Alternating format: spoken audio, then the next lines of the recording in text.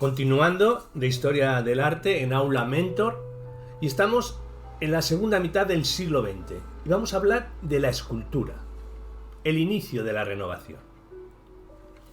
Si bien el proceso de renovación plástica que supuso la segunda mitad del siglo XIX resultó determinante en el campo de la pintura, no ocurrió lo mismo en el de la escultura, demasiado atada a la tradición, a pesar incluso de intentos tan revolucionarios como el de la obra de Rodin. En cambio, la llegada del siglo XX sí supondrá una renovación definitiva para el lenguaje escultórico. En efecto, como había ocurrido y estaba ocurriendo con la pintura, la escultura se libera al fin de sus limitaciones temáticas o formales y eleva el vuelo hacia una autonomía de su propio lenguaje. Se suceden así diversas tendencias que, lo mismo que ocurre en la pintura, buscan afanosamente nuevas formas de expresión y nuevas experimentaciones plásticas, utilizando nuevos materiales, investigando nuevos conceptos del movimiento y buscando la abstracción plástica en sí misma.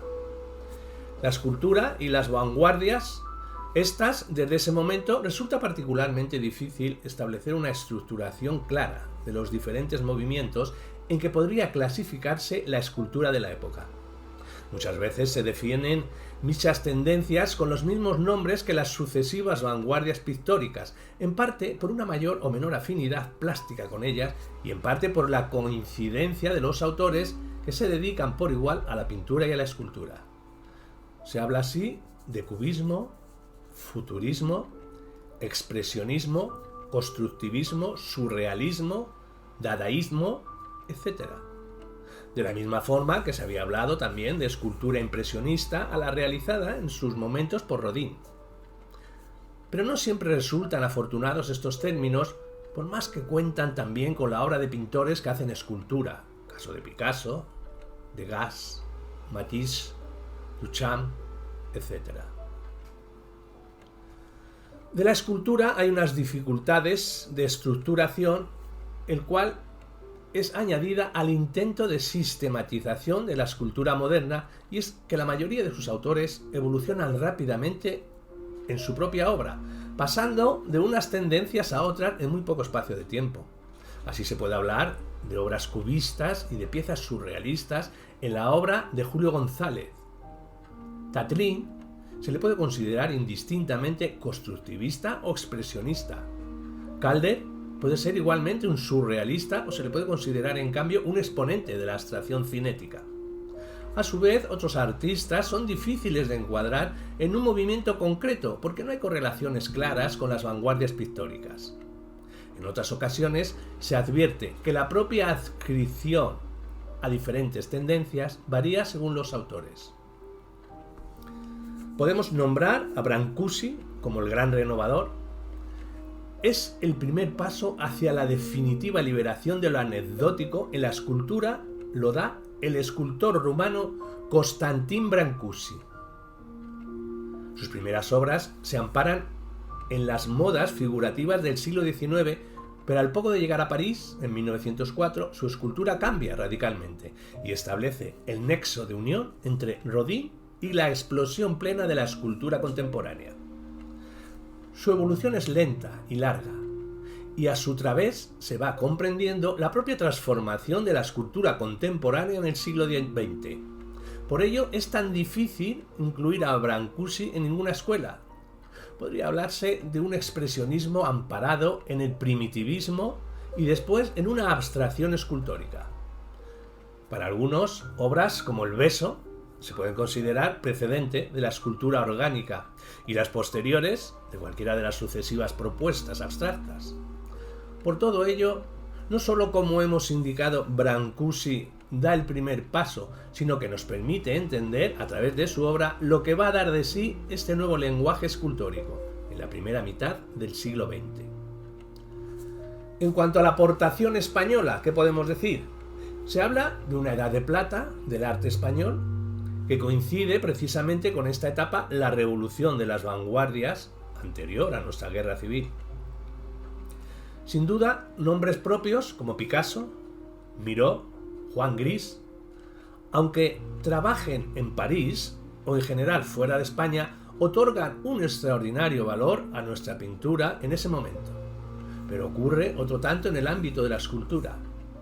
No ya solo porque algunos de esos artistas ya nombrados también se aventuraron en el campo de la escultura, sino sobre todo porque aparecen otros tantos nombres como Pablo Gargallo, Julio González o Alberto Sánchez, que tienen una participación especial y en algunos casos determinante en la evolución plástica de la escultura contemporánea. Además, su continuidad se prolonga en la segunda mitad del siglo XX, con otra hornada de extraordinarios escultores como Chillida, Pablo Serrano, Oteiza o Chirino. Surgen otras vanguardias. Como ya hemos dicho, podemos hablar de una escultura cubista y de una escultura futurista, y de escultura constructivista e incluso de escultura surrealista. Los manifiestos, cuando los hay, o los escritos que establecen la idea matriz y los principios artísticos de todos esos movimientos, sirven para toda expresión plástica, sea para la pintura, el grabado, la cerámica o la escultura. Lo que ocurre es que no siempre el resultado coincide en unas especialidades y otras, y eso hace difícil, como ya se dijo, agrupar las obras de escultura y pintura en un mismo movimiento. No obstante, también hay ejemplos en que parece acertado denominar a ciertas obras escultóricas con el nombre de sus correspondientes vanguardias pictóricas. En cuanto a la imagen, podemos decir que la fotografía es la relación con las vanguardias. Durante la primera mitad del siglo XX, la fotografía avanza por dos caminos paralelos. De un lado, como un instrumento de uso popular, utilizado para el ocio y el recuerdo familiar, y por otra parte, como recurso de expresión artística, que lo es al mismo nivel que el de cualquier otra manifestación creativa. En este sentido, se han sucedido a lo largo del siglo XX tendencias y criterios muy variados, en muchas ocasiones coincidentes con las propuestas estéticas de los propios movimientos de vanguardia. Con el tiempo, la mejora de las posibilidades técnicas de la fotografía aumentaron también sus horizontes artísticos, siendo innumerables las posibilidades que otorgan tanto la ejecución de las fotos como las manipulaciones del revelado. De los procesos seriados de imagen, diremos que hay una nueva expresión artística y que se abre paso coincidiendo con el desarrollo tecnológico que permite la mecanización de los procesos de impresión y por tanto la reproducción seriada de imágenes. Primero sería la aparición del cartel, gracias a la invención de las prensas litográficas. Luego, la reproducción fotográfica y en adelante el cómic o el diseño gráfico. Sin olvidar los procesos seriados de imágenes que habían tenido su origen en el grabado, que lógicamente también ahora se perfecciona técnicamente, multiplicando las posibilidades de soportes de grabación. La obra de arte deja de ser una obra única para multiplicarse al infinito, lo que indudablemente influye en la producción artística y en el mismo concepto del arte.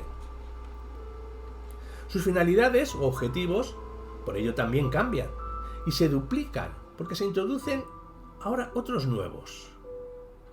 La publicidad, la crítica social o política, el divertimento, explotando así otros cauces de expresión que no por ello dejan de ser artísticos. Y de los medios icónicos de masas, diremos que es en la primera mitad del siglo XX, precisamente, cuando todos estos nuevos géneros, denominados ahora medios icónicos de masas, cobran una especial relevancia.